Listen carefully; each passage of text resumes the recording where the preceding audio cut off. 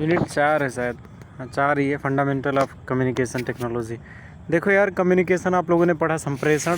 तो ये जो इन्फॉर्मेशन ट्रांसफ़र होता है वो इमेज के रूप में ट्रांसफ़र होता है, पिक्चर के रूप में ट्रांसफ़र होता है, ठीक है।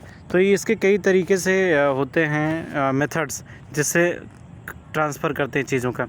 तो मेनली 4 मेथड्स इसमें यूज़ किए जाते हैं: इलेक्ट्रिकल कम्युनिकेशन और ऑप्टिकल कम्युनिकेशन, रेडियो और सैटेलाइट। ये 4 कम्युनिकेशन हम लोगों को बताना पड़ेगा।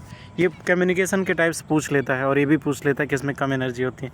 देखो यार, इलेक्ट्रिकल में एनर्जी जो लगेगी इलेक्ट्रिकल लगेगी, और जो मीडिया होगा मेटेलिक कंडक्टर, मतलब मेटल्स के बीच में से बिजली जाती है ना।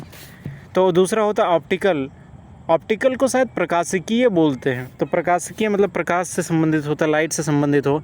और ऑप्टिकल फाइबर या फ्री स्पेस यूज़ किया जाता है।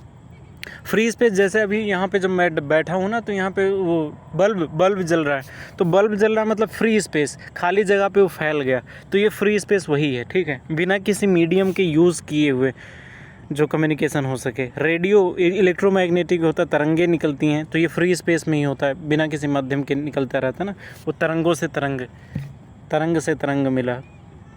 और उसके बाद सैटेलाइट होता है, ये भी इलेक्ट्रोमैग्नेटिक होता है, लेकिन ये 2 तरह का होता है। एक तो सैटेलाइट से भी जुड़ा होता है, दूसरा फ्री स्पेस में जुड़ा होता है। तो देखो, अगर ये समझ में आ गए, ये इतना याद रख लिया ना, तो बाकी सब चीज़ें बहुत आसान हो जाएगी। तो इलेक्ट्रिकल कम्युनिकेशन 3 तरह के हो सकता है। एक तो ये बोलते हैं अनसील्डेड ट्विस्टेड पेयर, जो तार होता है। दूसरा सील्डेड ट्विस्टेड पेयर और कोएक्सियल केबल्स। ये 3 होते हैं माध्यम जिसके द्वारा हम लोग कम्युनिकेशन करते हैं इलेक्ट्रिक।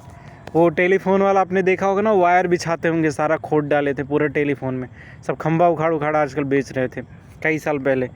तो वो टेलीफोन वायर वो जो पहले यूज़ होता था वो इलेक्ट्रिकल वायर्स होता था। तो इसमें इलेक्ट्रिकल एनर्जी यूज़ होती थी, और ये बेसिकली कॉपर केबल्स इसमें यूज़ होते थे। देखो कितना आसान हो गया ना इस फिगर से। And twisted reduces electromagnetic interference in low frequencies and noise effect को भी इसको दूर कर दिया जाता था। और शॉर्ट डिस्टेंस के लिए बहुत अच्छा होता था। और कोएक्सियल जो केबल्स होते हैं, हाई कैपेसिटी के एप्लीकेशंस होते थे, और लैंड टेक्नोलॉजी के लिए बहुत अच्छे होते थे। टीवी ऑपरेटर्स आज भी इसका यूज़ करते हैं। टीवी ऑपरेटर्स आपने देखा होगा, पूरा मारे हैं, दिल्ली को बर्बाद कर दिए इन लोगों ने, तार बिछा करके। कितने लोग तो गिर जाते हैं, कहीं तार लटका रहता है। तो ये टीवी ऑपरेटर्स यही काम कर रहे हैं आजकल, वही तार लटका करके घूमते रहते हैं। इसमें देखो, ये स्पीड होती है कैटेगरी 3 में 10 MB/s की स्पीड होती है, टेलीफोन में होता है। स्पीड बता रहे हैं इसमें। कैटेगरी 4, ये कैट मतलब कैटेगरी है, ठीक है, कैटरीना नहीं है। कैट 5 मतलब 100 MB/s। Enhanced cat 155, cat 6 1 Gbps। LAN मतलब लोकल एरिया, MBPS मतलब मेगापिक्सल/सेकेंड, Gbps गीगा बिट्स पर सेकेंड। मैंने पिक्सल बोल दिया था, बिट्स है वो। एक्रोनॉम्स ट्रांसफ़र, तो ये हो गया, ठीक है। तो देखो समझ में आ गया, आना चाहिए, अगर नहीं आया तो आना चाहिए। ऑप्टिकल कम्युनिकेशन, देखो लाइट जो प्रकाश होता है ना, उससे light travels through optical fibres in the free space. ये ऑप्टिकल फाइबर मतलब ये जो प्लास्टिक होती है ना, इसको फाइबर ही बोलते हैं। जिस प्लास्टिक से प्रकाश गुजर जाए उसको ऑप्टिकल फाइबर बोलते हैं, ठीक है। तो optical fibres are made of glasses और प्लास्टिक। ये ग्लास और या प्लास्टिक से बना होता है, एक टनल की तरह होता है, जो टनल को क्या बोलते हैं, सुरंग की तरह होता है, जिससे प्रकाश गुजरता है, और फिर उसके बाद एक जगह से दूसरी जगह इसको ले लिया जाता है। When the lights launched one end from reach to other end, एक जगह से छोड़ा जाता है, दूसरी जगह से निकलता है। हायर कैपेसिटी दैन इलेक्ट्रिकल से ज़्यादा कैपेसिटी होती है इन्फॉर्मेशन को ले जाने की।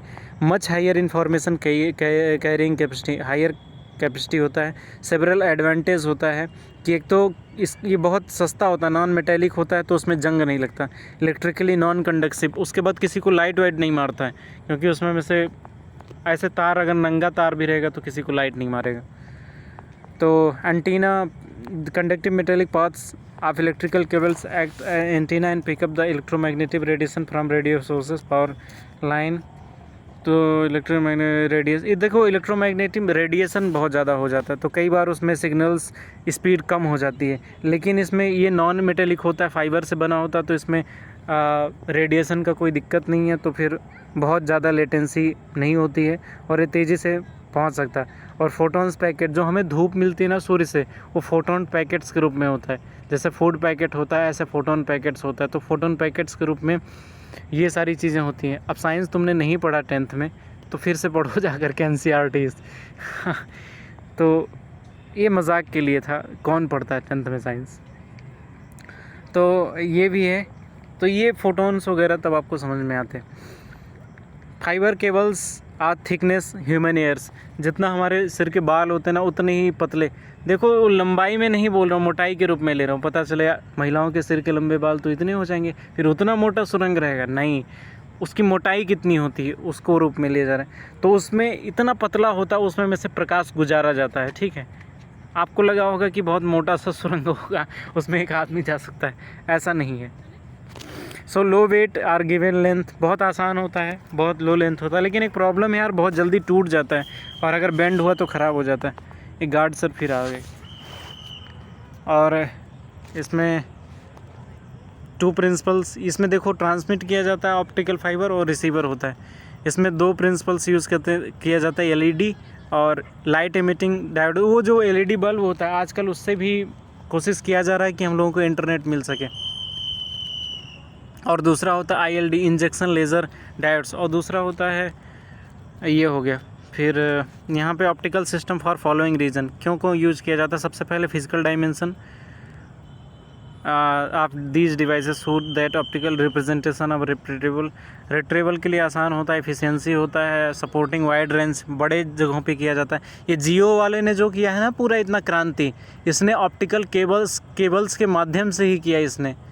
और ये इसने पूरी जो क्रांति की और उतना महीना उसने इंटरनेट फ्री दिया था, वो सब इसी की बदौलत हो पाया है। Efficiencies are very high. ये देखो यार ऐसे होता है, बहुत बाल के कितना पतला होता है, उसके ऊपर क्लैडिंग होता है, फिर प्रोटेक्टिंग कोटिंग होता है। तो बहुत मोटे मोटे वायर होते हैं। भले ही इसमें बाल कितना पतला होता है, वो सबसे बीच में होता है, सबसे अंदर होता है। ये ग्लास या प्लास्टिक का बना होता है, मैंने बताया। क्लैडिंग क्या होता है? Cladding serves 2 purposes since cladding is manufactured control environment. एक तो यार बाहर का जो इन्वायरमेंट होता है, सर्दी गर्मी बरसात, कंकड़ पत्थर ये सब होता रहता, पानी कभी चला जाता है, कभी कुछ होता है, हैवी ट्रक्स गुजर जाते हैं, तो वो इन्वायरमेंट से बचने के लिए होता है। और दूसरा सरफेस कंटेनमेंट को ये ऑब्ज़र्व करने से रोकता है कि उसमें नमी वगैरह ना आ जाए। देखो सोचे थे इसके बारे में? गहराई से पढ़ा करो। और ये सब जो मैं बता रहा हूँ मैंने काफ़ी मेहनत से पढ़ा हुआ है, तभी इतने आसानी से समझा पा रहा हूँ। तो तुम लोग भी इस लायक बनो कि तुम भी समझा सको। रेडियो कम्युनिकेशन मास्टर्स में पहुँच गए हो। अच्छा सॉरी, फ्री का ज्ञान था ये। Radio communication, electromagnetic energy radiates through atmosphere in the form of waves. तरंगों के माध्यम से ये एनर्जी निकलती है एटमॉस्फेयर्स में। ठीक है, this energy is more commonly refer to radio waves. Radio waves के रूप में मोस्टली एनर्जी होती है जो एटमॉस्फेयर में ट्रेवल करती है, और इसको नंगी आँखों से हम नहीं देख सकते, और नेकेड आइज सो नहीं यार देख सकते, विच आर इनविजिबल, नहीं देख सकते। And inaudible to human ears, human ears से नहीं देख पाते, लेकिन चिड़िया देख पाती हैं। आपने रोबोट 2.0 देखा होगा, उसमें वो रजनीकांत और अक्षय कुमार का, चिड़ियों को काफ़ी ज़्यादा तकलीफ़ हो रही थी, उनको मार्गदर्शन, उनको रास्ता ढूंढने में भटक जाती थी। Electromagnetic energy for the information transfer उसके लिए किया जाता था। और इसमें माइक्रोवेव तरंगे, माइक्रोवेव रेडियो तरंगे होते हैं। और इसके बाद 4 कैटेगरी की होती हैं, ग्राउंड वेव, ट्रोपो स्कैटर वेव्स। दरअसल जो ये एटमॉस्फेयर है ना कई लेयर्स में बटा है, तो सबसे पहला जो लेयर है जैसे ट्रोपोस्फेयर, स्ट्रेटोस्फेयर। एक गार्ड सर बीमार हो जाएंगे इतना खांसते हैं। तो ये ग्राउंड वेव्स पे भी होते हैं, ट्रोपोस्कैटर होता है, स्काई वेव्स होते हैं, और लाइट ऑफ साइड वेव्स ये तरह। अगला चौथा होता है कम्युनिकेशन, सैटेलाइट कम्युनिकेशन। ठीक है, तो सैटेलाइट कम्युनिकेशन आप सब जानते हो कि किस तरह से होता है। इनसैट सैटेलाइट हम लोगों का होता है। सैटेलाइट का user microwaves carrier for the source, और ये बड़े बड़े टावर्स से कनेक्टेड होते हैं, और इसमें ये CU बैंड ये सब चीज़ें होती हैं। सो मुझे लगता है कि मैंने आपको समझाने की पूरी कोशिश की, समझ में आ गया होगा। Thank you very much.